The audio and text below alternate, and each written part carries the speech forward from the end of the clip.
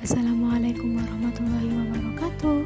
Selamat pagi anak-anak. Hari ini kita akan mempelajari kisah Nabi Muhammad membangun kota Madinah. Langkah-langkah Nabi Muhammad dalam membangun kota Madinah itu ada membangun masjid, mempersaudarakan umat, dan menggalang kerukunan. Perumpamaan bersaudara sesama mukmin seperti sebuah bangunan yang saling menguatkan. Rasulullah bersabda, sesungguhnya orang mukmin yang satu dengan yang lainnya seperti bangunan yang sebagian menguatkan sebagian yang lain.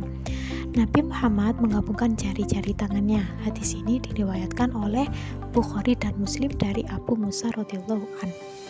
Nah, itulah pentingnya persaudaraan. Kalian tentu ingat bukan bagaimana perjuangannya Nabi Muhammad beserta kaum muslim melakukan hijrah ke Madinah? Pada bab ini kita akan belajar kisah Nabi Muhammad membangun kota Madinah dengan membangun masjid, menjalin ukhuwah, dan menggalang kerukunan. Mari kita mulai.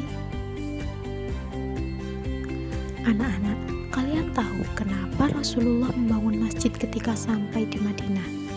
Langkah pertama yang dilakukan Rasulullah ketika sampai di Madinah adalah membangun masjid. Masjid dikenal dengan sebutan Masjid Nabawi. Masjid itu dikenal dengan sebutan Masjid Nabawi.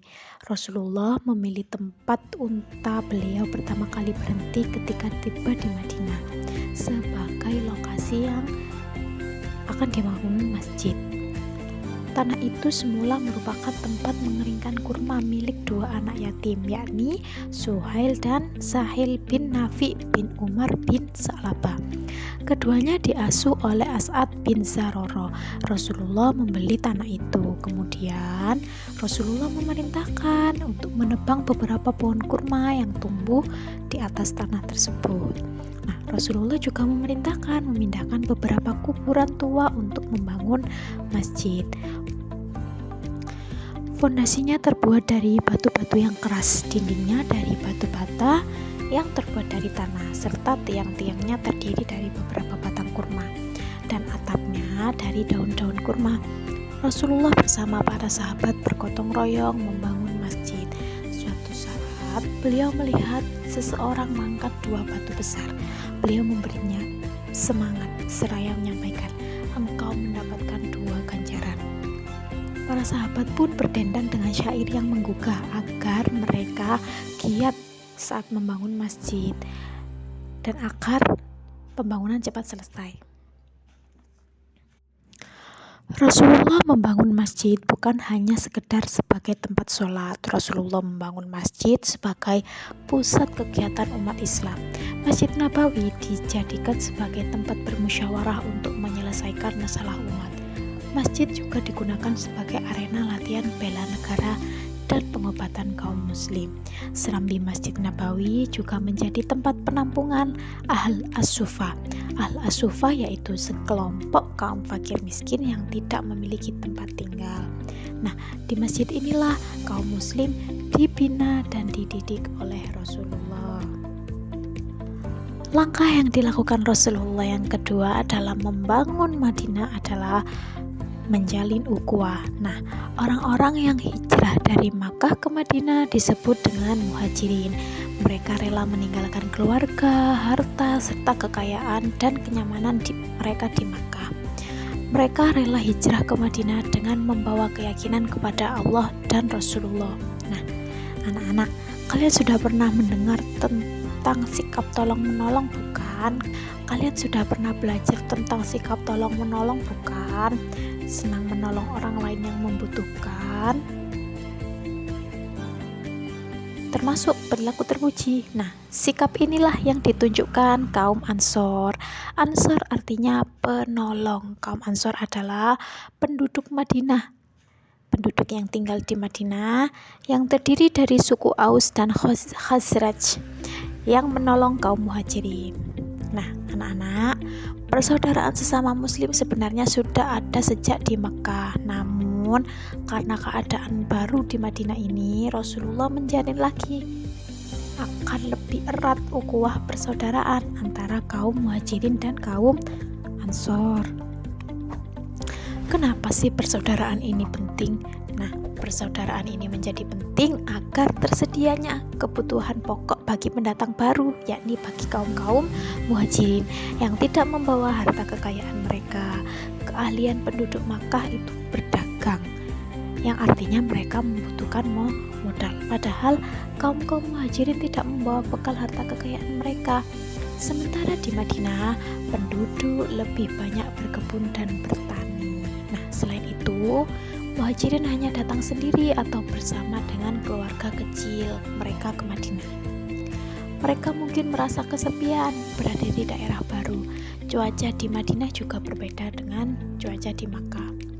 Dengan persaudaraan inilah permasalahan yang dihadapi muhajirin dapat diselesaikan sementara. Apalagi kaum Ansor membuka hati dan tangan mereka untuk membantu kaum muhajirin sepenuhnya.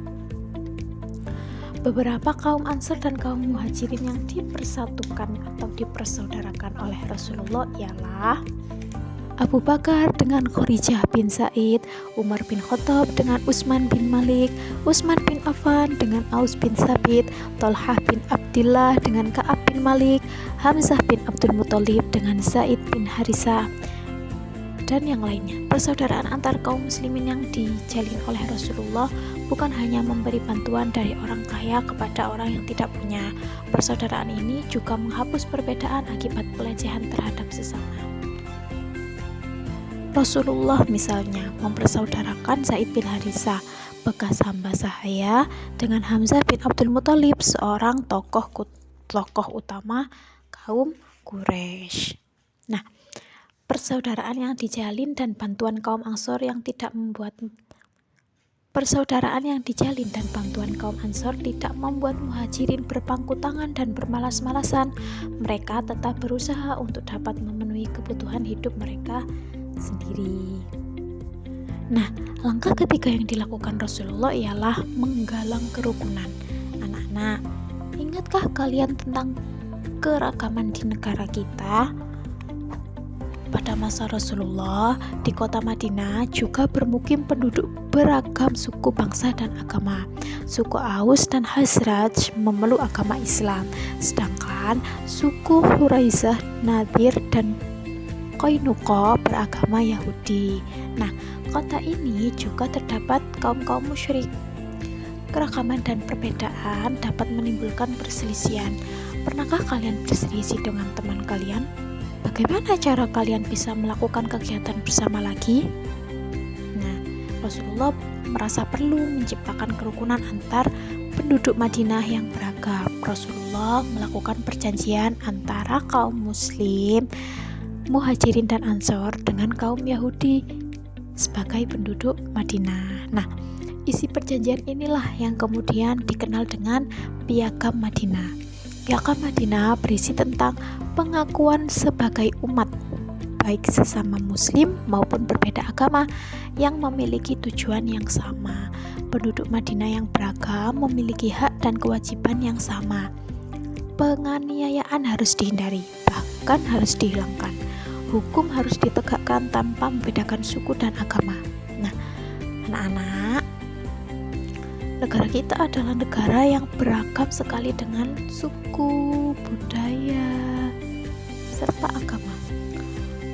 Walaupun kita berbeda, kita tetap memiliki tujuan yang sama, yakni Indonesia yang aman dan damai. Kita wajib menjaga negara kita agar tetap aman dan hidup berdampingan dengan damai.